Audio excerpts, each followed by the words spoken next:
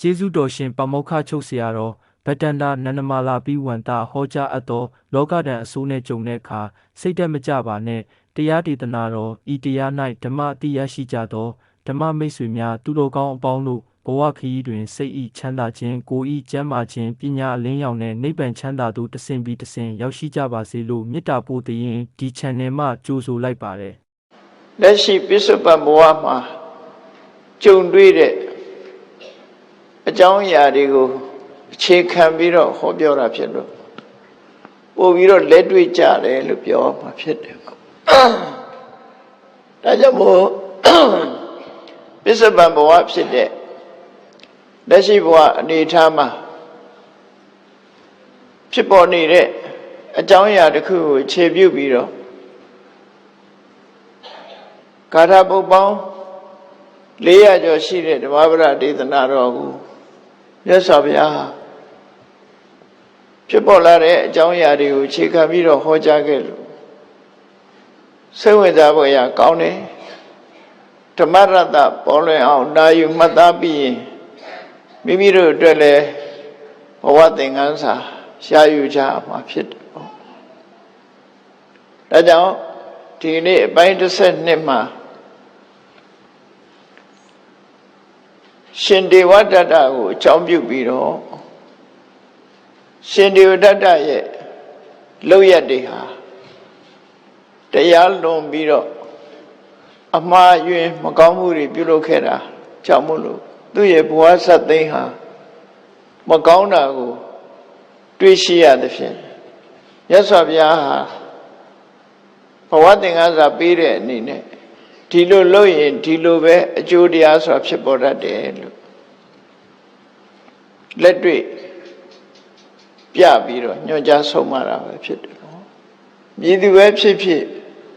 ရှင်ဒေဝတ္တလို့စိတ်နေသဘောထားပြီးသူလိုအမှားတွေလုပ်ကြမယ်ဆိုလို့ရှိရင်သူခံရတဲ့ဒုက္ခမျိုးကိုခံစားကြရမှာပဲအဲ့ဒါကိုဘဝသင်္ကန်းစာယူကြဖို့ဒီလိုဆိုလိုတာနော်ဒါကြောင့်မို့မြတ်စွာဘုရားကရှင်ဒေဝတ္တရဲ့လောက်ရအမှားတွေကြောင့်သူခံစားရတဲ့ဘဝဒုက္ခတွေအကြောင်းနဲ့ဆက်ပြီးတော့အဆုံးအမစကားကိုဟောကြားခဲ့တာကတော့ဣဒတပ္ပတိပစ္စတပ္ပတိပါပကာရီဥပယထတပ္ပတိပါပကာရီရုပ်မှဆိုးစွမ်းတဲ့စိတ်ဓာတ်နဲ့ရုပ်မှဆိုးစွမ်းတဲ့အလုပ်တွေကိုလုပ်တဲ့ပုဂ္ဂိုလ်ဟာဣဒတပ္ပတိလက်ရှိဘဝမှာလည်းပဲပူလောင်မှုကိုခံစားရတယ်ပစ္စတပ္ပတိနောက်ဘဝမှာလည်းပူလောင်မှုကိုခံစားရမယ်ဥပယထတပ္ပတိအခုရောနောက်မှာနှစ်ဘဝလုံးမှာပူလောင်မှုကိုခံစားရတယ်ပါပလို့ဆိုတဲ့မကောင်းတဲ့စိတ်ဓာတ်နဲ့ပြောဆိုမှုမကောင်းတဲ့စိတ်ဓာတ်နဲ့လှုပ်ဆောင်မှုလို့ဆိုတဲ့ဒီလုပ်ငန်းတစ်ခုရဲ့ဖြစ်ပေါ်လာတဲ့အကျိုးတရားကိုမြတ်စွာဘုရားကရှင်းလင်းပြတ်သားစွာဟောကြားတာပဲဖြစ်တယ်ဒီနေရာမှာဘယ်လောက်ထိအောင်ပူလောင်မှုခံရမလဲဆိုတာတော့လှုပ်တဲ့ပုဂ္ဂိုလ်ရဲ့အတိုင်းအတာနဲ့သွားမှာဖြစ်တယ်ပေါ့နော်ကိုလှုပ်တာပဲအတိုင်းအတာအထိလှုပ်တယ်လေလှုပ်တဲ့အတိုင်းအတာအတိုင်းပူလောင်မှုတွေကတော့ရှိကြတယ်ဒါကြောင့်မို့ဘယ်အတိုင်းအတာအထိပူလောင်တယ်ဆိုတာကိုမြတ်စွာဘုရားကမိန့်ကြားတော်မူပဲနဲ့ရုပ်မှတဲ့စိတ်ဓာတ်တွေနဲ့ကြံတွေးတယ်ရုပ်မှတဲ့စိတ်ဓာတ်တွေနဲ့ပြောဆိုတယ်ရုပ်မှတဲ့စိတ်ဓာတ်နဲ့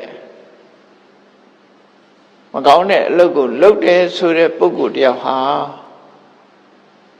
ဣဒတပ္ပတိဒီဘဝမှာလည်းပဲပူလောင်ရမယ်စိတ်ထဲမှာပူလောင်ရတယ်ဆိုတာလူတိုင်းဟာစိတ်ပူတာကိုခံစားရဘူးလေစိတ်မချမ်းသာစိတ်ထဲမှာပူလောင်မှုတွေကာယကဒုက္ခစေတသိကဒုက္ခလို့ဆိုတဲ့အတိုင်းဒုက္ခဖြစ်ပြီးတော့ရင်ထဲမှာမချိအောင်ပူလောင်မှုကိုခံစားရတယ်ပစ္စဒ ဒီဘဝကနေနောက်ဘဝရောက်သွားရင်လည်းဒီအလားတူပဲပူလောင်မှုကိုခံစားရမှာဘယ်သူကြောင့်ခံစားရတာတော့ဆိုကိုလုံးတဲ့မကောင်းမှုအကုသိုလ်ရဲ့အရှိန်ကြောင့်ပဲခံစားဒါဟာမလွဲမသွေမကောင်းမှုအကုသိုလ်ရဲ့သဘာဝကိုရှင်းပြခြင်းသာဖြစ်တယ်ပေါ့မကောင်းမှုအကုသိုလ်တွေဆိုတာဟာမိမိကတစ်ဖက်သားကိုဒုက္ခရောက်အောင်လှုပ်လိုက်လို့အဲ့ဒီဒုက္ခဟာတစ်ဖက်သားမှာဖြစ်ပေါ်သွားပြီဆိုလို့ရှိရင်အဲ့ဒီဒုက္ခကတစ်ဖက်သားခံစားနေရတဲ့အဲ့ဒီဒုက္ခဟာကိုယ်စီကိုပြန်လဲရောက်ရှိလာပြီးတကယ်တော့အလားတူဒုက္ခမျိုးကိုခံစားလာရတယ်ဆိုပါစို့မကောင်းတဲ့ရွယ်ချက်တွေမကောင်းတဲ့စိတ်ဓာတ်တွေနဲ့တူတယောက်ဒုက္ခရောက်အောင်လုပ်လိုက်တယ်ခြေကျိုးသွားအောင်လုပ်လိုက်တယ်မျက်စိကန်းသွားအောင်လုပ်လိုက်တယ်အဲ့တစ်ဖက်သားမှာဒုက္ခတွေခံစားရမယ်အဲ့ဒီခံစားရတဲ့ဒုက္ခမျိုးသူဒုက္ခဟာကိုယ်စီကိုပြောင်းလာတဲ့သဘောမျိုးတောင်ထင်ရလောက်အောင်ကံတရားဟာအလားတူသူခံရတယ်လို့ကိုယ်လည်းပဲပြန်ခံရတယ်လှုပ်သူလည်းပြန်ခံရတယ်ဒီလိုဆိုတာနော်အယံဟိကမ္မနံဓမ္မတာဒါကံတရားတွေရဲ့သဘာဝပဲဘယ်သူမှလှုပ်တာမဟုတ်ဘူးကံတရားတွေဟာတစ်ဖက်သားဒုက္ခရောက်သွားတဲ့အလုပ်တွေကိုကိုလှုပ်လိုက်လို့ကိုယ့်ရဲ့တစ်ဖက်သားဒုက္ခရောက်စေခြင်းနဲ့စေရနာဟာကိုယ့်ရဲ့နဲ့ဖြစ်တာဖြစ်သောကြောင့်အဲ့ဒီစေရနာကြောင့်ဖြစ်ပေါ်သွားတဲ့တစ်ဖက်သားခံရတဲ့ဒုက္ခသည်တနေ့ကြလို့ရှိရင်ကိုယ်ချင်းပြန်ရောက်လာတယ်လို့သူတို့ဆိုတယ်နော်အဲ့ဒါကံတရားရဲ့သဘာဝလက္ခဏာအဲ့ဒီသဘာဝလက္ခဏာကိုပဲကမ္မနိယမသဘောတရားကိုပဲမြတ်စွာဘုရားဟောကြားတဲ့အနေနဲ့ဣဒတပ္ပတိပစ္ဆတပ္ပတိလူတိုင်းနားလဲအောင်လွယ်လွယ်လေးပြောတာပါပကာရီဥပယထတပ္ပတိရုပ်မှဆိုးသွမ်းတဲ့အလုပ်တွေရုပ်မှဆိုးသွမ်းတဲ့စိတ်ဓာတ်နဲ့ကြံတွေးတာပြောဆိုတာလုပ်တဲ့ဆိုတဲ့ပုဂ္ဂိုလ်ဟာဣရတပ္ပတိဒီဘဝမှာလည်းပဲပူလောင်မှုကိုခံစားရမယ်ပစ္ဆတပ္ပတိနောက်ဘဝမှာလည်းပူလောင်မှုကိုခံစားရတယ်ဥပယထတပ္ပတိနှစ်ဘဝလုံးမှာပဲပူလောင်မှုကိုခံစားရမယ်လို့ကံကြမ္မာရဲ့အကျိုးတရားကိုမြတ်စွာဘုရားဟောကြားတာဖြစ်တယ်ခံစားရမှုနဲ့ပတ်သက်ပြီးတော့ဆက်လက်ပြီးတော့မြတ်စွာဘုရားဒီဘဝတည်းမဲ့ခံစားရတဲ့အနေထားငါမှားတာလုံးမိပြီဆိုတဲ့စိတ်ခံစားမှုတခါတည်းလူတွေဟာနောင်တမရဘူးလို့ပြောကြတယ်နောင်တဆိုတာမှားရင်မှားတယ်လို့ပြန်ပြီးသိတာကိုနောင်တလို့ခေါ်လို့ရတယ်နောင်တပူပန်နေဆိုတာကတစ်မျိုးနောင်တရတယ်ဆိုတာတစ်မျိုးဩငါအမှားလုံးမိသွားပြီနောက်မမှားစေရဘူးဆိုတာကြတော့ကောင်းတယ်လို့ပြောငါအမှားတွေလုံးမိပြီဒီမှားတွေဟာပြင်လို့မရတော့ဘူးလို့စိတ်ထဲမှာပူလောင်မှုကိုခံစားနေရတာနောင်တပူပန်တယ်လို့ခေါ်တယ်အဲ့ဒါလို့ခံစားရတဲ့ပြင်ဘေယောတပ္ပတိဒုက္ခတိကတောတမလုံးဘဝရောက်သွားမယ်ဆိုရင်ဒီဘဝမှာပူလောင်မှုခံစားရတာကတော့မဟုတ်တာလုံးမိပြီမှားမိပြီဘယ်လိုမှပြင်လို့မရတော့ဘူးအမှားတစ်ခုကိုငါကျွလွန်မိပြီလို့စိတ်ထဲမှာပူလောင်ပြီးတော့တစ်သက်လုံးစားလိုက်တဲ့အစာဟာအစီဝါစာမဖြစ်တော့ပဲအိပ်မပျော်စားမဝင်ပျော်ရွှင်ချမ်းမြေ့မှုတွေဆုံးရှုံးပြီးတော့ချိန်မီအောင်ထားသလိုစိတ်နှလုံးဟာပူလောင်ပြီးတော့ညှိုးငယ်နေတာဒါဒီဘဝမှာပူလောင်မှုပဲဘေယောတပ္ပတိဒုက္ခတိကတောဒီအကုသိုလ်ကံကအကျိုးပေးလို့ဒီဘဝအသက်ဆုံးသွားတဲ့အခါမှာနောက်ဘဝဆိုတာရောက်လာတာဖြစ်တယ်အဲရောက်လာတဲ့နောက်ဘဝမှာဆင်းရဲဒုက္ခကအစာပေါင်းများစွာ ကြီးမားစွာကြုံတွေ့လာပြီဆိုတဲ့အခါကျရင်ပို၍ဆင်းရဲဒုက္ခတွေကိုခံစားကြရတယ်အပင်ငယ်ရောက်သွားပြီဆိုလို့ရှိရင်အဲ့လိုဆိုလို့တယ်ပေါ့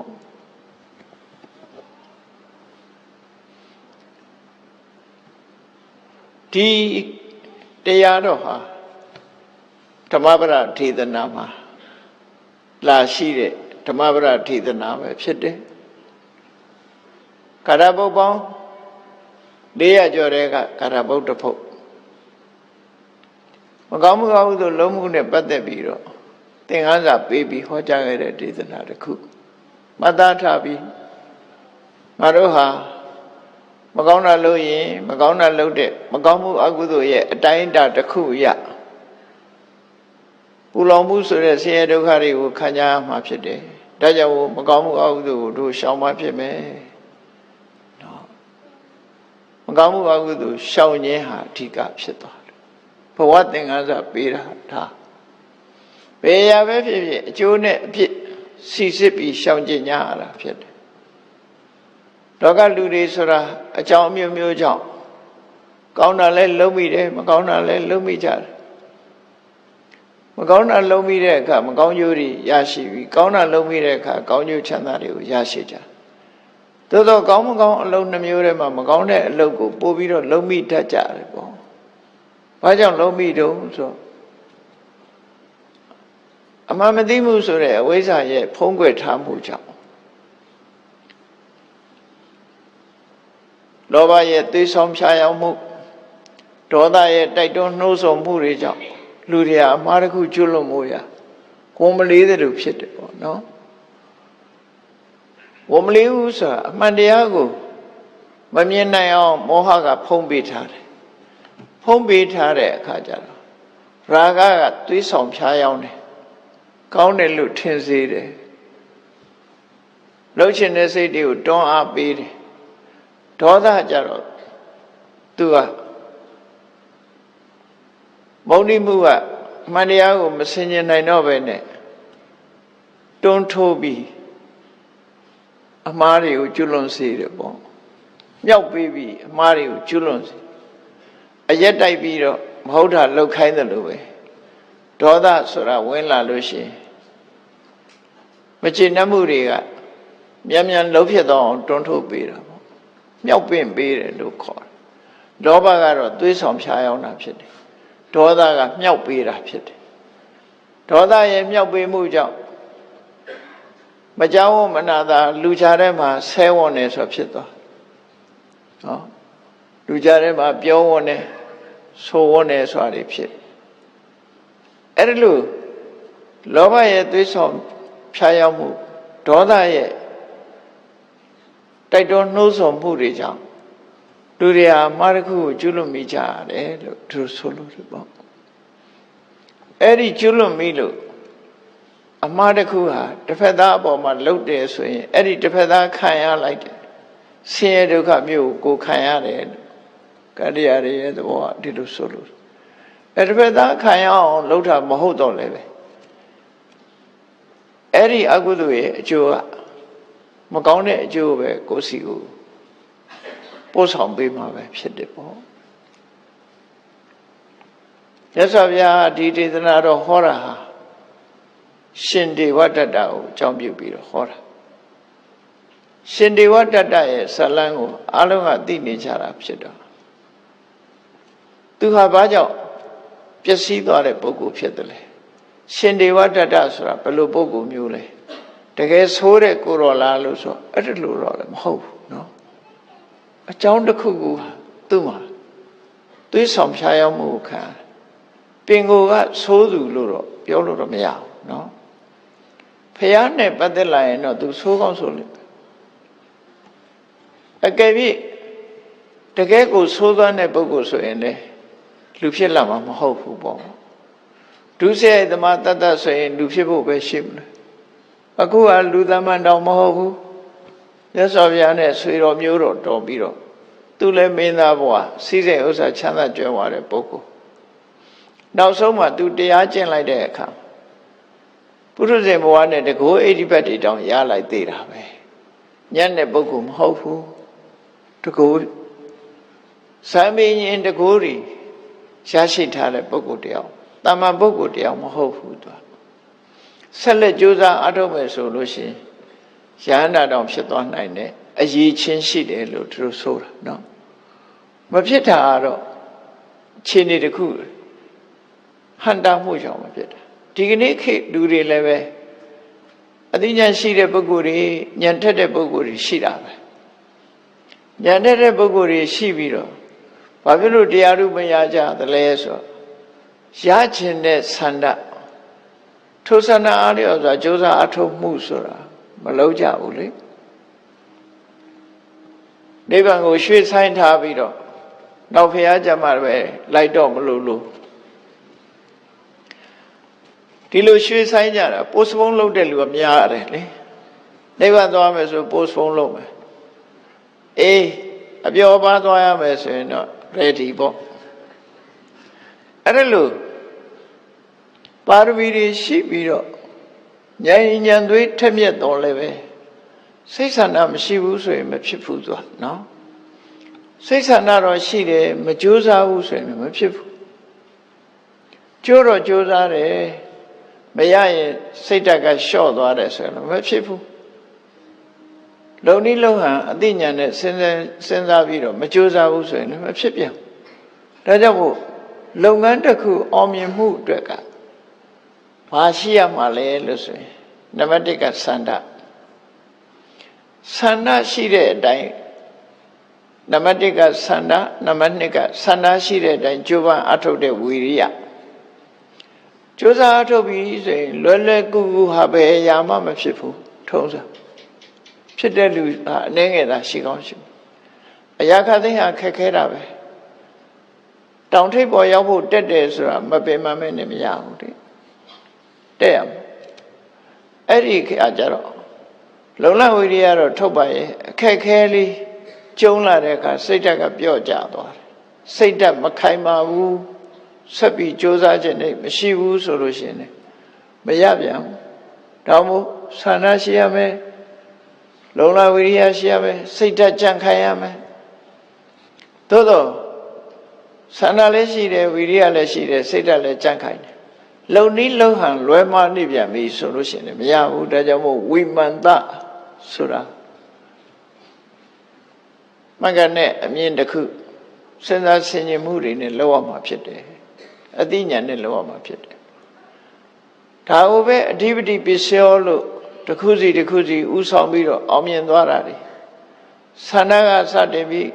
ကြိုးစားလို့အောင်မြင်သွားတာရှိတယ်ဝိရိယကိုပဲအဓိကထားပြီးအောင်မြင်သွားတာရှိတယ်စိတ်ဓာတ်ကြံ့ခိုင်မှုကိုအဓိကထားပြီးအောင်မြင်သွားတာရှိတယ်ဝိမန္တဆိုတဲ့အသိဉာဏ်ဥဆောင်ပြီးတော့အောင်မြင်သွားတာတွေလည်းရှိတယ်ဥဆောင်တဲ့အခါတော့ဒီ၄ခုကတစ်ခုပဲဥဆောင်သို့တော့တစ်ခုတည်းနဲ့ဖြစ်တာမဟုတ်ဘူး၄ခုပေါင်းမှဖြစ်တယ်လို့ပြောဖြစ်တယ်ဥဆောင်မှုကတစ်ခုလို့ပြောတာနော်အားလုံးဟာ၄ခုအဓိပတိ၄ပါးလို့လည်းခေါ်တယ်အဋ္ဌိပတ်၄ပါးလို့လည်းခေါ်တယ်အဋ္ဌိပါဒအောင်မြင်ကြီးပွားခြင်းရဲ့အကြောင်း၄ရပ်လို့ဒီအကြောင်းရက်တွေရှိမှအောင်မြင်နိုင်တယ်လို့သူတို့ဆိုတာပေါ့နော်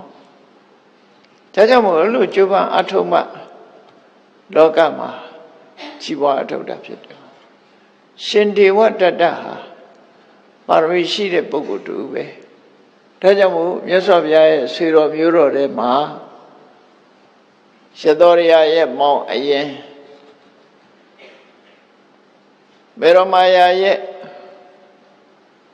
မောင်တော်တဲ့သုဗ္ဗဗုဒ္ဓရဲ့သားလာဖြစ်တယ်ပေါ့အဲ့ဒီအချိန်မှာသူဟာထေရဝါဒဗုဒ္ဓဘာသာရဲ့သမိုင်းကြောင်းမှာဆိုရင်သူကကောင်းနေတာပဲအကုန်ရှေ့ပိုင်းမှာအကုန်ကောင်းကြီးပဲနော်အေးမာယာနာကျမ်းစာတချို့မှာတော့လေဖះလောင်းနဲ့ပြိုင်ဘက်လို့ဖော်ပြတာလည်းရှိတယ်အိန္ဒိယဇာကရိုက်ထားတာလည်းရှိတယ်အိန္ဒိယဇာကကြတော့ဒေဝတတ္တဖះတဲ့ကြီးပြီးတော့နော်ပြ ပြိုင်ဆိုင်နေကြတဲ့သဘောတွေတော့ဒါကတော့ဇလန်းဆိုတာစာပေကျမ်းမှာအကုန်ဖော်ပြထားတာမရှိသည့်အတွက်ကြောင့်တွေးလို့တော့ရတယ်သို့တော့လူဖြစ်လာတဲ့ဆိုကြတဲ့ကဒီပုဂ္ဂိုလ်ကပုဂ္ဂိုလ်ညံ့မဟုတ်ဘူး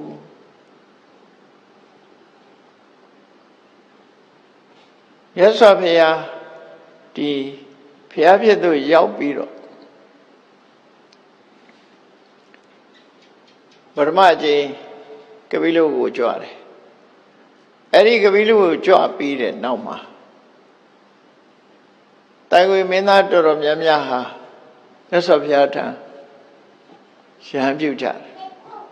ကျမ်းနေတာဘယ်သူတွေကျမ်းနေတုံးဆိုဗတ္တိယတို့အနုရုဒ္ဓတို့ခိမိလတို့ဘဂုတို့အာနန္ဒာတို့ဒေဝထတ္တတို့သူတို့6ဦးကျမ်းနေကျမ်းနေတော့သူတို့လည်းအများနည်းတူသူတို့မိသားစုတွေကသာသနာ့ဘောင်ဝင်ကြတယ်သဘောတူပြီးတော့နော်မြတ်စွာဘုရားထံတူတူပဲရှင်ဒေဝတ္တတို့ရှင်အာနန္ဒာတို့ရှင်အနုရုဒ္ဓတို့ရှင်ဗတ္တိယတို့ဆိုတာတိုင်ဝေမင်းသား6ယောက်သဘောတူဆန္ဒတူအကုန်တူတကွသွားပြီးဘုရားစီရံပြုတ်ကြတာပဲအလုံးအဲ့ဒီချိန်ထိအောင်သူဟာကောင်းနေတာရှင်နုရုဒ္ဓဆိုလို့ရှိရင်ဝါတွင်ကာလမှာဒီဘသကုဘိညာဉ်ရသွားတယ်ရှင်အနန္ဒာကတဝါတွင်မှာသောတပန်ဖြစ်သွားတယ်ဗတ္တိယကတော့ယဟန္တာဖြစ်သွားတယ်ဘဂုတို့ခေမိလတို့လည်းပဲယဟန္တာဖြစ်သွားကြဒီရှင်ဒေဝတ္တကတော့ပုရုဇဉ်ဘဝနဲ့တဗ္ဗရကျင့်စဉ်အောင်မြင်ပြီးတော့တကူအဋ္ဌိပတ်ကြီးတဲ့ပုဂ္ဂိုလ်ဖြစ်တယ်။တာမန်ပုဂ္ဂိုလ်မဟုတ်ဘူးတကူအဋ္ဌိပတ်နဲ့ပြည့်စုံတဲ့ပုဂ္ဂိုလ်ဖြစ်သွားတယ်။နောက်ပိုင်းမှာကြတော့သူ့ရဲ့စိတ်ဓာတ်တွေဟာဖောက်ပြန်လာပထမတော့သူဟာစိတ်ဓာတ်တွေကောင်းတယ်လို့ပြောသူပျက်စီးသွားတာဘာကြောင့်လဲပျက်စီးသွားတာတော့ဆိုရင်ပပိစ္ဆာဆိုရင်ဒီအောက်တန်းကျတဲ့လူရင်ဆန္ဒတွေဖြစ်ပေါ်လာအောက်တန်းကျတဲ့လူရင်ဆန္ဒဆိုတာဖြတ်လန်းကနေပြီးတော့သူများတဲ့ယာရုကြီးရှင်နေနော်သူများတဲ့ပို့ပြီးတော့တားခြင်းနဲ့ဆိုတာတရားနိလန်းနဲ့တိုင်လမ်းစဉ်တိုင်းလှုပ်တာတော့ကျိုးစားအထုတ်တာရတယ်မတရားတဲ့နီးနဲ့သူကထိတ်တန့်ရောက်ခြင်းနဲ့စိတ်ကအဲ့လိုဖြစ်လာတရားတဲ့နီးနဲ့မဟုတ်ဘဲနဲ့မတရားတဲ့နီးနဲ့သူများတဲ့တားခြင်းနဲ့စိတ်တွေဖြစ်လာ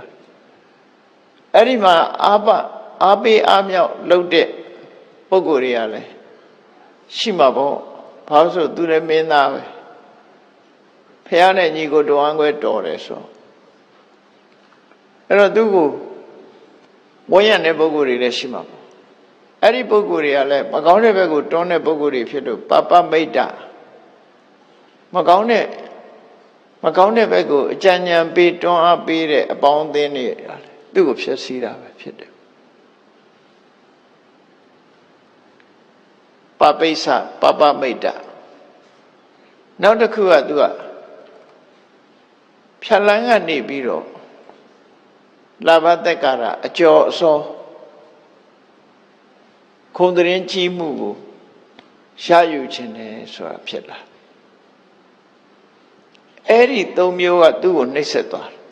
သူ့ဘဝကြီးကိုဖျက်ဆီးသွားတာအဲ့ဒါပဲနော်ဖျက်ဆီးသွားကောသမီပြည်မှာသတင်းသုံးနေကြတဲ့အချိန်မှာ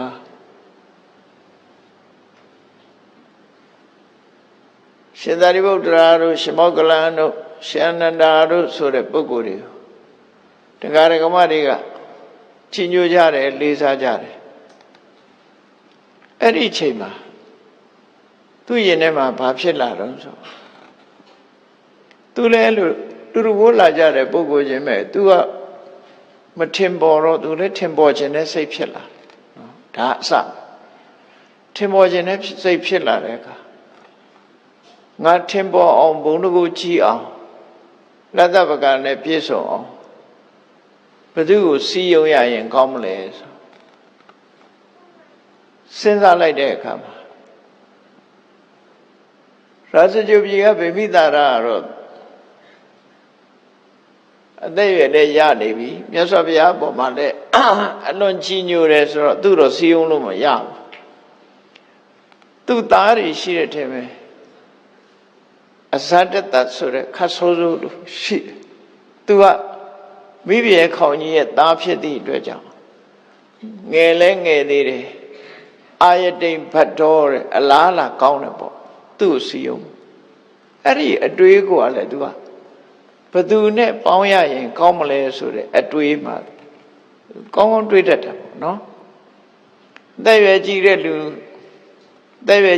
နဲ့မတွဲဘူးဘာလို့လို့ဆိုရင်သူသိမကြတော့ဘူးလေသိမကြတော့အဲ့တော့ငယ်တဲ့လူပဲသူကစဉ်းစားတယ်ငယ်တဲ့လူဆိုတာအတွေ့အကြုံနဲ့နည်းသေးတော့စီယုံလို့လွယ်တယ်ပေါ့တက်ကြီးပြီဆိုရင်စီယုံလို့သိမလို့အတွေ့အကြုံတွေကများတယ်ဒါကြောင့်မို့ဒီဘက်ကစဉ်းစားလိုက်တဲ့အခါမှာအသတ္တတတုကုမာရောတေရောစေဝအာတိဘဒ္ဒောစာတရုနောစေဝအာတိဘဒ္ဒောစာငယ်ရွယ်သူနုပြိုသူလည်းဖြစ်တယ်အလားလာလည်းကောင်းတယ်မင်းဖြစ်ဖို့ရသူအလားလာကောင်းတယ်အဲ့တော့သူ့ကိုစီးအောင်မယ်ဆိုပြီးဘာလို့လဲဆိုရင်သူ့ရဲ့အစွမ်းတကူနဲ့မင်းသားရုပ်ဖန်ဆင်းပြီးတော့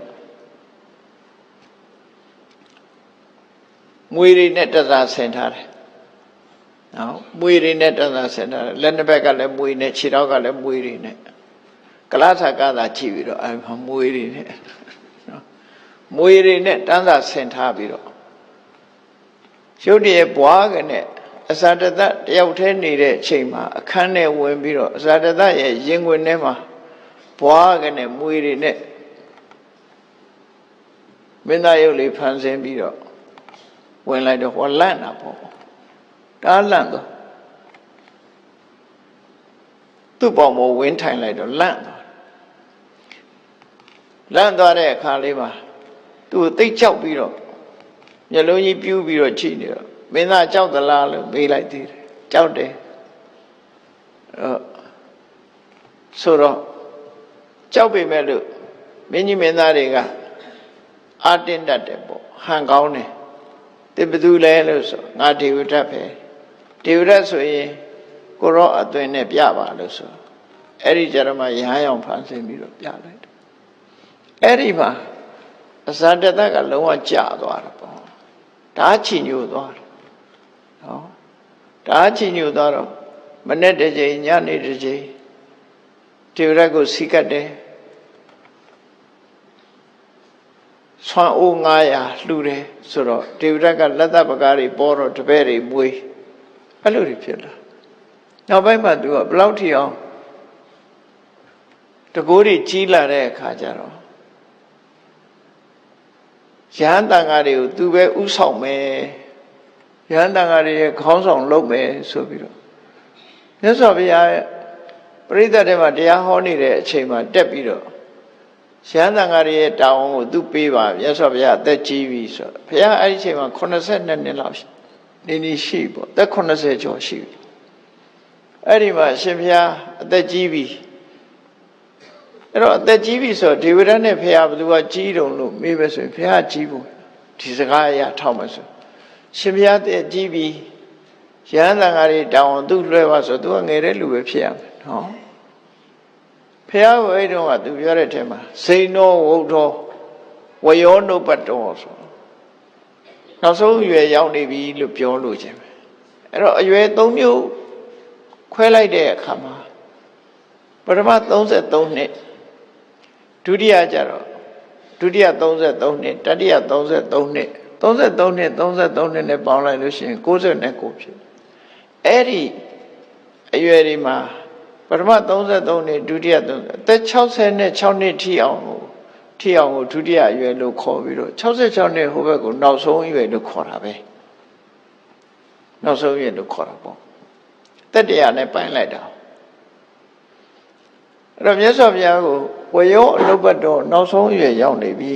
အရှင်ဘုရားနာတော့သူတာဝန်ယူမယ်ပေါ့တန်ခါးတယ်အဲ့လိုထိအောင် ပရိသတ်ထဲမှာတက်ပြီးတောင်းဆိုတဲ့အနေအထားထိရောက်လာအဲ့ဒီမှာသူဘုံကြီးခြင်းတယ်လို့ဘုံကြီးခြင်းတာသူကံအကျိုးပေးမှဘုံကကြီးတာလေမကြီးချအောင်လှုပ်ထားကြတော့မကောင်းတဲ့နီလန်းတွေအသုံးချလာတာပေါ့အဲ့ဒါကပပိစ္ဆာလို့ခေါ်တယ်ပပိစ္ဆာလို့ခေါ်တယ်ဘုံကြီးလာပြီးတော့တန်ဃာရီတောင်းဝန်ကိုယူမယ်လို့ကိုနဲ့တန်သည်မတန်သည်မကြည့်ပဲနဲ့ဖះစီတက်ပြီးဒီယာတုကိုတောင်းတာတယ်အဲ့ဒါတွေဟာသူ့ရဲ့မှားယွင်းတဲ့လုပ်ရက်တွေပဲဖြစ်တယ်ပေါ့နော်မှားယွင်းတဲ့လုပ်ရက်တွေရဟန်းတန်ဃာရီရဲ့တောင်းဝန်ယူမယ်လို့စိတ်ထဲမှာဆုံးဖြတ်လိုက်ကြတဲ့သူ့ရဲ့တကောအိဋ္ဌိပတ်ကလည်းပြန်ဝင်စားလို့မရအောင်တမာတိလုပ်ငန်းဆိုတာစဉ်းစားကြည့်လေတရားထိုင်တဲ့အခါတောင်မှပဲတချို့ယောဂီတွေတွေ့ကြုံရှိကောင်းရှိလိမ့်မယ်တရားထိုင်ရင်အတွေ့အကြုံလေးစိတ်တည်ခြင်းငြိမ်းချမ်းပြီးတော့အေးမြနေတဲ့အတွေ့အကြုံလေးနောက်တစ်ခါထိုင်ရင်ရချင်မှရတာလေအဲ့ဒါလိုပဲသူအစွမ်းတကူကနောက်တစ်ခါပြန်လုံးလို့မရတော့ဘယ်လိုကြိုးစားခုနဒီအဇာတတကိုပြတဲ့တကူမျိုးသူဖန်ဆင်းခြင်းလို့မရတော့သူစိတ်ဓာတ်တွေစိတ်ဓာတ်ကြောင့်မို့လို့သူဟာဒီတကူအိဋ္ဌိဘက်ကဆုံးရှုံးသွားတယ်ဒါမှမဟုတ်လောကီတကူအိဋ္ဌိဘက်ဆိုတာဆုံးရှုံးသွားနိုင်တယ်ပေါ့စိတ်ဓာတ်ကလည်းမတည်မငြိမ်ဖြစ်လာတယ်ထေပေါ်ကြော်ကြားခြင်းနဲ့စိတ်ဓာတ်တွေကလွှမ်းမိုးတော့အဇာတတကကိုးကွယ်လိုက်တဲ့အခါသူ့ကိုယ်သူပို့ပြီးတော့ဘဝင်မြင့်သွားတယ်မြတ်စွာဘုရားဥပမာပေးတဲ့ထဲမှာပါလာတော့ဆိုလို့ရှိရင်ကြိုက်တတ်တဲ့ခွေးတကောင်ဝက်ဝံရဲ့တီးချေနှာခေါင်းတုပ်ပေးလိုက်ရင်ပိုကြိုက်တယ်တဲ့ဟောကြိုက်တတ်တဲ့ခွေးဘယ်ရောသောမတ္တရာကြမ်းတမ်းပြီးငကောမှကြိုက်ခြင်းခွေးချမ်းတကောင်ဝက်ဝံရဲ့တီးချေနှာခေါင်းတုပ်လိုက်လို့ရှိရင်အဲ့ဒီခွေးကပိုးပြီးတော့ကိုကြမ်းတမ်းပြီးတော့ကြိုက်တယ်ရက်ဆက်လာတယ်အဲ့ဒါလိုပဲတဲ့ဒေဝဒတ်ကိုရှင်ဒေဝဒတ္တကိုအဇာတတကနေပြီးတော့ဆုံးအုပ်900နဲ့မနေ့တစ်ချိန်ညနေတစ်ချိန်သွားရောက်စိကပ်ပြီးမင်းသားကိုးကွယ်တဲ့ဆရာတော်အဖြစ်ထွင်ပေါ်ကြော်ကြားလာခြင်းဟာသူဟာပိုလို့မကောင်းတဲ့စိတ်တွေပေါ်လာတယ်လို့သူဆိုလို့တယ်နော်ပို့ပြီးတော့စိတ်ဓာတ်တွေကမဟုတ်တာလုပ်ဖို့စိတ်တွေပိုများလာတယ်အဲ့လိုကနေပြီးနောက်ဆုံးမှာမြတ်စွာဘုရားအပေါ်မှာပြမှားတာတွေသူပဲဥဆောင်ပြီးတော့လှုပ်သွားတယ်လေသူမဟုတ်တာတွေလှုပ်တော့မယ်ဆိုတာရာဇဂုံမြို့မှာဒေဝရတ်ကိုဇာတတကိုစီယုံပြီးတဲ့နောက်မှာသူမဟုတ်တာတွေလှုပ်တော့မယ်ဆိုတာမြတ်စွာဘုရားသိတယ်တားလို့ရလာတယ်ဆိုမရဘူးဒါမျိုးတွေသူကသူ့ plan တိုင်းသူသွားမှာပဲတားလို့မရဘူးဆိုတာသိတော့မြတ်စွာဘုရားကဖြစ်ပေါ်လာမဲ့အန္တရာယ်တစ်ခုကိုကြိုတင်တားဆီးအနေနဲ့ပကာသနိယကံဆိုပြောပကာသနိယဆိုတာအထူးဆန်းမဟုတ်ဘူးနော်ပကာသနိယကံလုပ်ပုံကရဟန်းတန်ဃာတွေကိုခေါ်ပြီးတော့ဒေဝရတ်နဲ့ပတ်သက်ပြီးတော့ခုချိန်ကနေကြိုတင်ပြီးရဟန်းတန်ဃာတွေကထုတ်ပြန်ကြေညာထားရမယ်ဘာလို့ဆိုရင်ဒေဝရတ်ရဲ့သဘောထားတွေဟာအရင်တုန်းကဒေဝရတ်သဘောထားတွေကတစ်မျိုးအခုလက်ရှိဒေဝရတ်သဘောထားပြောင်းသွားပြီနော်အခုဖြစ်နေတဲ့သဘောထားကတစ်မျိုးအရင်သဘောထားကကောင်းတယ်ဒေဝရတ်အခုကျတော့သဘောထားပြောင်းသွားပြီဒါကြောင့်မို့ဒေဝရတ်လုံးသမျှပြောသမျှတွေဟာဖရာတရားတန်ခါမြတ်စွာဘုရားရဲ့အဖွဲ့အစည်းနဲ့လုံးဝပတ်သက်ခြင်းမရှိဘူးဆိုတာကိုကြေညာထား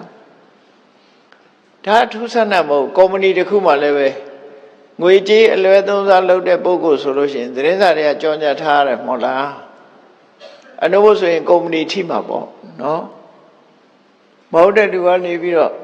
ငွေကြေးတနာတွေသုံးဆွဲသူ့ကိုချီးကြငားကြဆိုကုမ္ပဏီပေါ်မှာတရားဆွဲတာမျိုးဖြစ်နေဒါကြောင့်ကုမ္ပဏီကသူ့ကိုထုတ်ပယ်ကြေညာခြင်းဆိုတာလုပ်ရတယ်လှုပ်ထားလို့ရှိရင်တော့သူ့အပြည့်သူပဲအဲ့တော့ဒေဝဒတ်ကို ပကာသနိယကံပြုတယ်ဆိုတာဒေဝရဟာသဘောထားပြောင်းသွားပြီဒါကြောင့်မို့သူ့လုံးသမျှပြောသမျှတွေဟာဘုရားတရားသံဃာနဲ့မပတ်သက်ဘူးသူ့ရဲ့ကိုယ်ပိုင်သဘောထားသာဖြစ်တယ်ဆိုတာကိုကြော်ညာခိုင်းတာပဲရာဇဂုမျိုးထဲမှာသွားပြီးတော့ကြော်ညာဖို့ရတာဝန်ပေးခံရတာဘယ်သူကိုတာဝန်ပေးတော့ဆိုရှင်သာရိပုတ္တရာကိုတာဝန်ပေးတယ်ဒေဝရရဲ့အခြေအနေကိုကြိုတင်ပြီးတော့မျိုးသူမျိုးသားတွေသိအောင်ကြော်ညာဖို့ပကသနိယကံပြုဖို့ရှင်သာရိပုတ္တရာကိုတာဝန်ပေးတဲ့အခါမှာရှင်သာရိပုတ္တရာပထမစိတ်မပါဘူးပေါ့နော်စိတ်မပါဘူးဆိုတာမြတ်စွာဘုရားကိုလျှောက်တယ်ရှင်ဘုရားတစ်ချိန်လုံးကတပည့်တော်မဟိတိကောဂေါရိပုတ္တောမဟာနုဘောဂေါရိပုတ္တောဂေါရိမြည်ရှိတဲ့သာဂဝေမင်းသမီးရဲ့သားဖြစ်တဲ့ဒေဝတတဟာတကိုးချိပါပေတယ်ဘုံတကိုးချိပါပေတယ်လို့ရာဇဂုမြို့မှာဒေဝထဘုံကြီးချောင်းသူကပြောခဲ့ဘူးတယ်ပြောဘူးတယ်အခုချိန်ဒေဝရအကြောင်းကိုဒေဝရဟာသဘောထားတွေပြောင်းသွားပြီသူပြောသမျှဘုရားတရားသံဃာနဲ့မဆိုင်ဘူးလို့ပကသနိယကံပြုရမယ်ဆိုရင်သူ့မှာရှေးစကားနဲ့နောက်စကားမညီမှကြောက်တယ်ဒါခုခေတ်လူတွေလည်းဒီလိုရော့နာပဲနော်အဲ့တော့တစ်ချိန်လုံးကဒေဝရရဲ့ခြေစူးစကားတွေပြောခဲ့လို့ခုချိန်ပြောလို့ရှိရင်သူ့မှာတင့်တော်ပါမလားရှေးစကားနောက်စကားမညီဘူးများဖြစ်နေမလားဆိုမြတ်စွာဘုရားကသူ့ကိုတခွန်းနဲ့မေးလိုက်တာသာရိပုတ္တရာအဲ့ဒီတော့ကပြောတာဒေဝရကိုတကိုးကြီးတယ်လို့ပြောတာအမှန်ပြောတာပဲမဟုတ်လားဆိုဟုတ်ပါတယ်အမှန်ပြောတာပါအခုဟာလည်းအမှန်ပြောတာပဲတဲ့ပြောတာပြောနော်ခုခေတ်လူတွေကစကားရှေ့စကားနောက်စကားမညီမှသာကြိုက်တာကြောက်တာလေအမှားပြောဖို့ကြတော့မဟုတ်တာပြောဖို့ကြတော့မကြောက်ကြဘူးကိုယ်စကားကိုရှေ့စကားနောက်စကားမညီမှသာကြောက်ကြတာလေတကယ်ကတော့မြတ်စွာဘုရားက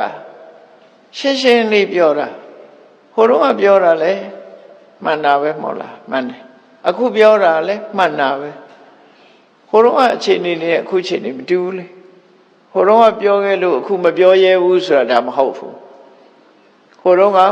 အချိန်နေနဲ့ပြောခဲ့တယ်အခုကလည်းအခုအချိန်နေနဲ့ပြောရမယ်ဆိုတာရှင်သာရိပုတ္တရာကိုအဲ့လိုပြောလိုက်တော့ရှင်သာရိပုတ္တရာမြတ်စွာဘုရားမေးရှိတဲ့အတိုင်းပဲလက်ခံပြီးတော့မြို့ထဲမှာကြောညာလိုက်ပြီးတော့ပြောရတယ်အဲ့ဒါကိုပကသနိယကံပြုတယ်လို့ခေါ်တယ်လူတွေသိအောင်ပြောဒါဘာလို့လုပ်ရတာတော့ဆိုဒေဝရကမဟုတ်တာတွေလုပ်တော့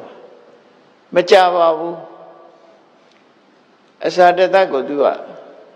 စီယုံပြီးတော့ဘာလုပ်ခိုင်းတော့ဆိုမင်းသားတဲ့မင်းသားရဲ့ဖေကလည်းအသက်ငယ်သေးတယ်တဲ့နော်အသက်ငယ်သေးတော့မင်းအိုမထီနန်းကိုရလိုက်မယ်တဲ့အဲ့တော့မင်းဖေကိုတတ်ပြီးမင်းစောစောမင်းဖြစ်အောင်ကြိုးစားသူမဟုတ်တာတွေပြောလာပြီလေထီနန်းစည်းစိမ်ကိုလုပြီးတော့ခဏခေတ်လူတွေဟာတက်တန်သိရှိကြတာမဟုတ်ဘူးတဲ့မင်းရဲ့ဖေကလည်းငယ်သေးတယ်တဲ့အဲ့တော့မင်းဟာမင်းမဖြစ်ပဲတည်သွားနိုင်တယ်ပေါ့အဲ့တော့မထူးမင်းဖေကိုတတ်ပြီးတော့ထီနန်းကိုရအောင်ယူဖို့လို့ပြောတော့ဒါသူတိုက်တွန်းတာလေမဟုတ်တဲ့လှုပ်စလုပ်ပြီလှုပ်တော့အစာတသက်ကပြောတယ်တပည့်တော်တို့မင်းမျိုးတွေဟာသွေးပြေပေါ်မကြရဘူးပေါ့ဒါနဲ့တတ်လို့မဖြစ်ဘူးညင်းသေးတယ်သို့တော်ဒေဝရကတိုက်တွန်းတဲ့အခါကျတော့မင်းသားကအချိန်နေကြည့်ပြီးတော့ဓမြောင်ကိုပေါင်မှစီးပြီးတော့ဗေမိတရမင်းကြီးနေတဲ့နန်းဆောင်ထဲကိုဝင်တာနော်လှုပ်ချံမှုရခုခေတ်တော့တနတ်နဲ့ဝင်မှာပေါ့အဲ့တော့ဓမြောင်နဲ့ဝင်တာပေါင်ကိုဓမြောင်ချီပြီးတော့ဝင်တာသို့တော့မင်းသားပဲဖြစ်ဖြစ်မိဖုရားပဲဖြစ်ဖြစ်ဘုရင်အခန်းကိုခွင့်မပြုရင်ဝင်လို့မရဘူးလေအဆောင်နေရှိတယ်ကိုရံတော်တွေရှိတယ်အဲ့တော့သူမင်းသားဝင်လာတာမြင်တော့ကိုရံတော်တက်တွေဖမ်းလိုက်တယ်သူ မ်းလိုက်ပြီးတော့မေးတာပေါ့မေးပြီးတော့စစ်ဆေးတဲ့အခါကျတော့ပေါင်မှာတစ်မြောင်တွေ့ရှာပွေလိုက်တဲ့အခါလက်နဲ့တွေ့လေပေါ့နော်အဲ့ဘာလို့မလို့လဲသူ့ကိုစစ်မေးတဲ့အခါကျသူ့ဖေကိုတတ်မလို့ပေါ့တော့ကြံတတ်ဖြတ်ပြီးထိနှံ့ယူမယ်လို့ဆိုအဲ့တော့ဘုရင်ရဲ့အမှုတန်းတွေကဟာဒါရာဇဝမှုပဲဆိုပြီးတော့သူ့အရေးကိုတိုင်ပင်ဆွေးနွေးကြတယ်ဟာဒီပြစ်မှုကြီးဘုရင်ကိုလှုပ်ကြမဲ့ဆိုတဲ့နန်းတွင်လှုပ်ကြမှုကြီးကိုကျူးလွန်မှာမင်းသားလည်းတတ်ရမယ်တည်တံပေးရမယ်ဘသူကခိုင်းတာတော့လို့ပြောတော့သူကဒေဝရတ်ကခိုင်းတာလို့ပြောတယ်အဲ့တော့မင်းသားလည်းတည်တံပေးရမယ်ဒေဝရတ်လည်းတည်တံပေးရမယ်ယဟန်နေလည်းတည်တံပေးရမယ်ဆိုပြီးတော့အဲ့လိုပြစ်ဒဏ်ချဖို့ရတရားပဲဆိုင်ရာအမတ်တွေကဆုံးဖြတ်ကြတယ်ဆွေးနွေးလိုက်တဲ့အခါအဲ့လိုအပြည့်ထုတ်တယ်အဲ့တော့အုပ်စုတစုကထပြီးတော့ပြောတယ်ဒါကယဟန်တန်ဃာတွေနဲ့မဆိုင်ဘူးတနေ့ကပကတနိယကံပြုတ်သွားတယ်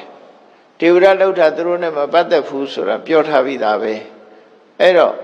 မင်းသားနဲ့ဒေဝရနှစ်ယောက်ပဲတည်တယ်ပေးရယဟန်တန်ဃာတွေနဲ့မဆိုင်ဘူးအဲ့ဒီအချက်ကိုမြင်လို့မြတ်စွာဘုရားကပကတနိယကံလောက်ခိုင်းတာဒီနို့ဆိုဒီရာဇဝမှုကြီးကယဟန်တန်ဃာတွေအကုန်သိမှာနော်ယဟန်တန်ဃာတွေတန်ဃာအဖွဲ့အစည်းကြီးတစ်ခုလုံးအပြည့်ရောက်အဲ့ဒီလိုမရောက်အောင်လို့မြတ်စွာဘုရားကြိုတင်ကာကွယ်တဲ့အနေနဲ့ဒီလိုစီမံခဲ့တာဖြစ်တယ်ပေါ့စီမံလိုက်တာဖြစ်တယ်နောက်အုပ်စုတစ်ခုကတော့ဒါကျွန်တော်တို့အနေနဲ့ဘာမှဆုံးဖြတ်ချက်မချကြနဲ့ဒီအကျိုးကြောင့်တွေကိုဘုရင်မင်းကြီးစီတန်တော်တွင်ညမယ်ပေါ့ဘုရင်အမိတ်ခံမယ်ဘုရင်အမိတ်နာခံမယ်ဘုရင်စီမံတဲ့အတိုင်းဆောင်ရွက်ကြမယ်ဆိုပြီးတော့ကျိုးကြောင့်ဘုရင်စီသတင်းပို့တဲ့အခါကျတော့ဘုရင်ကြီးကဘယ်လိုဆုံးဖြတ်ကြတော့လို့မေးလိုက်တဲ့အခါခုနလိုဆုံးဖြတ်တဲ့ပုဂ္ဂိုလ်တွေဘုရင်စီတန်တော်တင်ပြီးအမိတ်နာခံမယ်ဆိုတဲ့အမတ်တွေကိုယာရုတိုးပေးလိုက်တယ်ဒေဝရယောအစာတသယောယဟန်နေယောတတ်မယ်ဆိုတဲ့အဆိုပြုတဲ့အမတ်တွေအကုန်ယာရုဖြုတ်ပစ်တယ်နော်ဒေဝရနဲ့အစာတသတတ်ရမယ်ဆိုတဲ့အမတ်တွေလည်းအကုန်ယာရုလျှော့ချလိုက်တယ်ဘုရင်စီတန်တော်တင်ပြီးဘုရင်ခိုင်းတဲ့လုံမယ်ဆိုတဲ့အမတ်တွေယာရုတိုးပေးလိုက်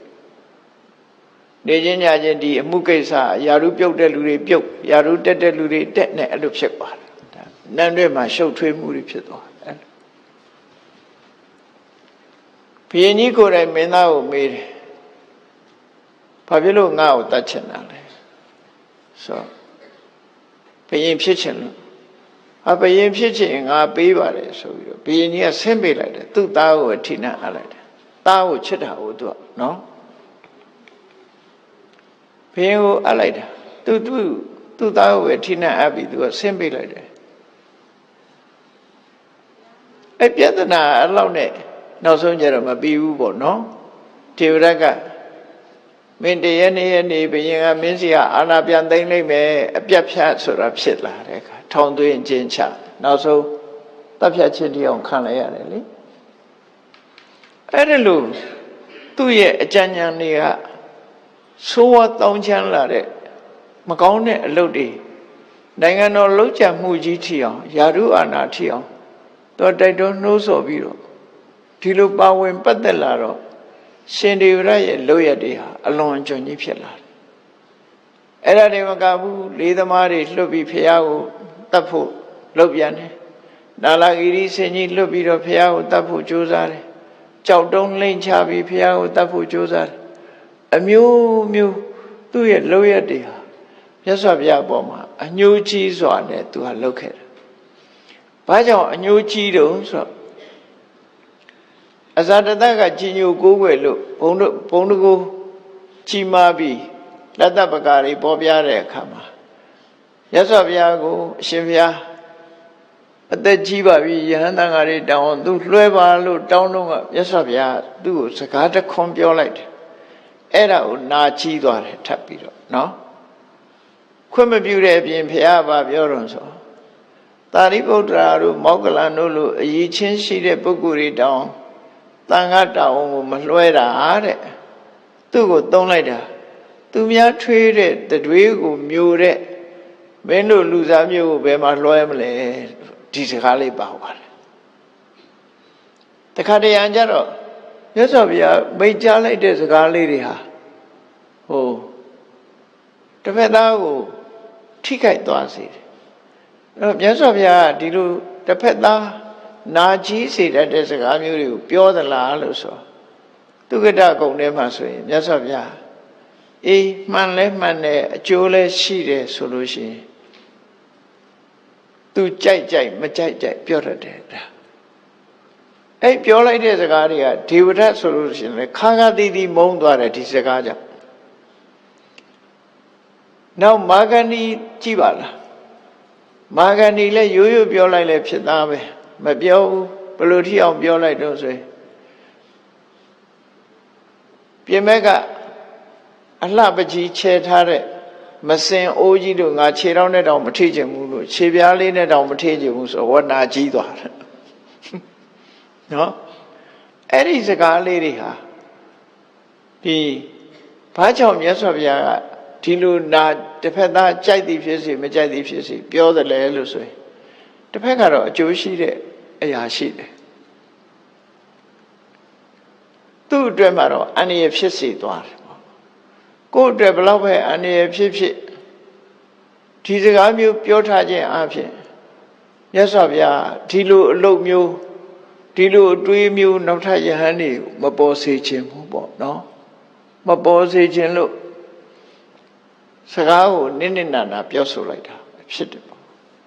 အကျိုးမရှိပဲတော့မြတ်စွာဘုရားမပြောဘူးအကျိုးရှိမှပြောတယ်အဲ့ခုနတော့မာဂဏီတော့ပြောလိုက်တာသမီးကတော့ယင်နဲ့အောင်စိတ်ဆိုးသွားပြီမဲ့လို့အမေနဲ့အဖေကတော့တရားရသွားတယ်အကျိုးရှိသွားတယ်အဲ့ဒီအကျိုးရှိလို့ပြောလိုက်တာဒေဝဒတ်နဲ့ပတ်သက်လာတဲ့အခါကျတော့အဖြေထုတ်ထားတာမရှိပြီမဲ့လို့တွေးကြည့်မယ်ဆိုလို့ရှိရင်ဒီလိုယဟန်ဆိုးမျိုးတွေနောက်ထပ်မပေါ်အောင်မြတ်စွာဘုရားဒီစကားလုံးကိုသုံးလိုက်တယ်လို့သူများတီထောင်ထားတဲ့တပြည့်သားမီးရဲ့တောင်းကိုယူခြင်းနဲ့ဆိုတာသူများထွေးတဲ့တတွေးကိုမျိုးတဲ့ပုဂ္ဂိုလ်နဲ့တူတယ်ပေါ့အဲ့ဒီအဓိပ္ပာယ်မျိုးပြောလိုက်တာနောင်ဒီလိုပုဂ္ဂိုလ်မျိုးတွေမပေါ်အောင်ဟန်တာလိုက်တာလည်းဖြစ်နိုင်တယ်တရားအဲ့ဒီအကျိုးမျိုးကိုမျှော်ကိုးပြီးတော့မြတ်စွာဘုရားတော့ကင်ဆွဲတာဖြစ်မယ်အေးနောက်ဆုံးမှာဒေဝဒတ်ဟာသူ့အရှိန်နဲ့သူပြစ်မှားမှုတွေလွန်စွာလုပ်ပြီးမကြမ်းမမာလို့သေကဏီဖြစ်သွားတဲ့အခါကျတော့မှသူ့ရဲ့နောင်တတွေဟာပြန်ရလာတယ်သူလုံးသမျှတွေကအလွဲမှားတွေဖြစ်လုံးသမျှမအောင်မြင်ဘူးမအောင်မြင်တော့ depression ဖြစ်လာစိတ်ထက်ကြဒါထုံးစံပဲနော်သူလုံးတာတွေကမအောင်မြင်ဘူး depression ဖြစ်လာတဲ့အခါအာကိုရမဲ့တော့မြတ်စွာဘုရားအပေါ်မှာပြန်ပြီးတော့ငါကသာဆိုးတာငါအပေါ်မှာမဆိုးဘူးဆိုတဲ့ခြေဆုတရားတွေကိုပြန်သိလာတယ်ပြန်သိလာပြီးတော့ဝန်ချတောင်းပန်အဲ့တော့ဒေဝဒတ်ဟာလူဘဝနေရင်လည်းပဲဒီလိုမကောင်းတဲ့အလုပ်လုပ်ကောင်းလုပ်လိုက်မယ်ရဟန်းဖြစ်တော့လည်းမကောင်းတဲ့အလုပ်တွေကိုလုပ်တယ်မြတ်စွာဘုရားကဘာလို့သူ့ကိုယဟန်ဝတ်ပေးတယ်လဲလို့ဆိုတဲ့အခါအဖြေထုတ်ထားတာရှိတယ်ဓမ္မပဒထေရထောင်အကယ်၍လူဘဝနဲ့သာသိုးသွားမဲ့ဆိုလို့ရှိရင်တန်တရားဝတ်ကလွတ်အောင်သူ့ကိုယ်သူထုတ်ဆောင်နိုင်မှာမဟုတ်ဘူးတဲ့လူဘဝမှာဆိုတန်တရားဝတ်ကလွတ်အောင်သူယုံထွက်နိုင်မှာမဟုတ်ဘူးယဟန်ဝတ်ပေးလိုက်သည့်အတွက်ကြောင့်တန်တရားဝတ်ကလွတ်ကြောင်းတရားကိုသူဟာသမထကျင့်စဉ်အောင်မြင်အောင်အားထုတ်ခဲ့တဲ့ပုဂ္ဂိုလ်ဖြစ်သွားပြီတန်တရားဝတ်ကလွတ်ဖို့လွတ်ကြောင်းဝတ်ကြောင်းလွတ်ကြောင်းတရားတစ်ခုသူရလိုက်တာဖြစ်တယ်ပေါ့ဒါကြောင့်မို့သင်္ကန်းဝတ်ပေးတာတဲ့ဒီအကျိုးမျှော်ကိုပြီးတော့ နောက်ဆုံးမှာမြေမြူသွားတဲ့အချိန်လေးမှာပဲမသိခင်အသက်မထွက်ခင်လေးမှာမြတ်စွာဘုရားကိုသူ့ရဲ့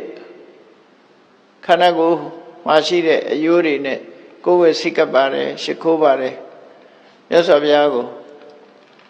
နောက်ဆုံးပူဇော်ကြော့သွားတာဖြစ်တယ်ပေါ့အဲ့ဒါလို့မြတ်စွာဘုရားကိုဝန်ချတောင်းပန်ပူဇော်ကြော့သွားပြီးအဝိဇ္ဇငရဲကြပြီးတော့အလွန်ပြင်းထန်တဲ့ဆင်းရဲဒုက္ခကိုခံစားရတယ်ဘလောက်ထိအောင်ပြင်းထန်တဲ့ဆင်းရဲဒုက္ခခံစားရလဲဆိုမိဟုံဟုံတောက်နေတဲ့တန်ဘူးအိမ်ကြီးမှာအဝိဇ္ဇငရဲဆိုတာတန်နဲ့တိဆောက်ထားတာတဲ့ချမစားဘူးအဲ့ဒီမှာနော်အောက်ကမြေကလည်းတန်နဲ့လှုပ်ထားတယ်ဘေးကနံရံတွေကလည်းတန်နေနဲ့အမိုးကလည်းတန်နဲ့ထွက်ပြေးဖို့ရမရဘူးအဲ့ဒီအလုံးကိုလုံတဲ့တန်အိမ်ကြီးအဲ့တန်အိမ်ကြီးထဲမှာသူများတဲ့ကြီးတဲ့သရဝါကြီးဖြစ်တယ်သူကောင်းကအမိုးထိသူ့ရက်ကျဲကြီးတော့မြေကြီးတန်မြေကြီးထဲမှာသူ့ခြေတော့ကခြေပမိုးထိအောင်မြုပ်နေတယ်တဲ့ခေါင်းကလည်းပဲ2ရွက်လောက်ထိအောင်မြုပ်နေတယ်တဲ့တန်ထဲမှာအဲ့ဒီမှာအပေါ်ကအမိုးကတန်ချောင်းကြီးအောက်ထိအောင်ကြမ်းမြင့်ထိအောင်ထိုးဆိုင်ထားပြီးဘေးတစ်ဖက်ကလည်းပဲတန်ချောင်းကြီးတွေကနံရံကိုဖောက်ပြီးတော့သူ့ကိုဒီသူ့ခန္ဓာကိုမလှုပ်နိုင်အောင်တန်ချောင်းကြီးတွေကကန့်လန့်ခံပြီးတော့တန်ချောင်းကြီးတွေနဲ့တဲထားသလိုဖြစ်နေမိဟုံဟုံတောက်တဲ့ဘဝမှာမိလောင်နေခံရပြီးတော့တလဲဆက်24နာရီမပြတ်ပူလောင်တဲ့ဒုက္ခနဲ့မလှုပ်နိုင်မရှားနိုင်ဖြစ်အောင်အဝိဇ္ဇငရဲမှာတကဘာပတ်လုံးခံရခန်းနေရရှာတယ်ပေါ့အခုချိန်နော်ခန်းနေရရှာတယ်တကဘာပတ်လုံးဆိုတာဗဒ္ဒကဘာကုံဆုံးသည့်ထိအောင်ခံရမှာ ਨੇ အဲ့တော့မြတ်စွာဘုရားပေါ်မှာပြစ်မှားတဲ့အကုသိုလ်တွေဟာအကုသိုလ်တွေခံရလို့သူဟာလှုပ်တုံးကလည်းပဲစိတ်ညစ်ရတယ်စိတ်ပူရတယ်လှုပ်ပြီးတဲ့အခါမှာယွင်းလို့စိတ်ပူရတယ်လှုပ်ပြီးတဲ့နောက်အခုအပင်ငရဲရောက်တဲ့အခါဘိယောတပ္ပတိဒုက္ခတိကတော်ဆိုတဲ့အတိုင်းသူဟာအပင်ငရဲရောက်တဲ့အခါပိုးပြီးတော့ပြင်းထန်တဲ့ဆင်းရဲဒုက္ခကိုခံစားနေရတယ်လို့ဆိုတာမြတ်စွာဘုရားဒီဒေသနာတော်နဲ့ဟောပြောတာပဲဖြစ်တယ်။မြည်သည့်ပုဂ္ဂိုလ်ပဲဖြစ်ဖြစ်အကုသိုလ်တစ်ခုကိုလုပ်လိုက်ထိုအကုသိုလ်ရဲ့အကျိုးဆက်ကိုခံပြီးတော့စိတ်နှလုံးဟာပူလောင်နေကြမှာဖြစ်တယ်။အတိုင်းအတာတစ်ခုရကိုလို့တဲ့အကုသိုလ်အတိုင်းအတာတစ်ခုရပူလောင်ခြင်းဆင်းရဲဒုက္ခကိုခံစားရမှာဖြစ်တယ်ဆိုတာကိုဓမ္မရတ္တပေါ်လွင်အောင်မြတ်စွာဘုရားဟောကြားဆုံးမတာဖြစ်တယ်ဣဒတပ္ပတိပစ္စတပ္ပတိပါပကာရိဥပယထတပ္ပတိပါပမေကတန္တိတပ္ပတိပေယောတပ္ပတိဒုက္ခတိကတောမကောင်းမှုအကုသိုလ်တွေကိုပြုလုပ်တဲ့ပုဂ္ဂိုလ်ဟာလက်ရှိဘဝမှာလည်းပူလောင်ရတယ်စိတ်ပူလောင်မှုဆင်းရဲဒုက္ခကိုခံစားရတယ်နောက်ဘဝရောက်တဲ့အခါလဲပူလောင်တဲ့ဆင်းရဲဒုက္ခကိုခံစားရတယ်ဤဘဝနောက်ဘဝနှစ်ဘဝလုံးမှာပဲပူလောင်မှုဆင်းရဲဒုက္ခကိုခံစားရတယ်ငါမဟုတ်တာတွေလုံးမိပြီဆိုပြီးတော့တောင်တပူပန်တဲ့စိတ်နဲ့လည်းပဲခံစားရမယ်တဝိတိဘုံရောက်သွားလို့ရှိရင်ပို၍ပူလောင်မှုကိုခံစားနေရတယ်ခံစားရတယ်ဆိုတာဒေဝရရဲ့အထုပ္ပတ္တိကိုအကြောင်းပြုပြီးမြတ်စွာဘုရားဒီဒေသနာတော်ကိုဟောကြားဆုံးမခဲ့တာဖြစ်ပါတယ်။ဒါကြောင့်တရားချစ်ခင်သူတော်စင်ပြိဿပေါင်းတို့မြတ်ဗုဒ္ဓရဲ့ဓမ္မပဒထေသနာမှာဓမ္မရတ္တပေါ်လွင်အောင်မှတ်သားကြပြီးမကောင်းမှုအကုသိုလ်မှန်သမျှအတိုင်းအတာတစ်ခုရဆိုးကျိုးကိုဖြစ်ပေါ်စေတာပဲဖြစ်တယ်။ဒါကြောင့်တို့တွေဟာမကောင်းမှုအကုသိုလ်တွေကိုရှောင်ရှားပြီးကုသိုလ်ကောင်းမှုတွေကြိုးစားအထောက်ကြမှာဖြစ်တယ်လို့ကိုယ်စီတတိကြီးစွာထားပြီးအကုသိုလ်တရားတွေကိုရှောင်ရှားလို့ကုသိုလ်တရားတွေတိုးပွားအောင်ကြိုးစားအထောက်နိုင်ကြပါစေကုန်သတည်း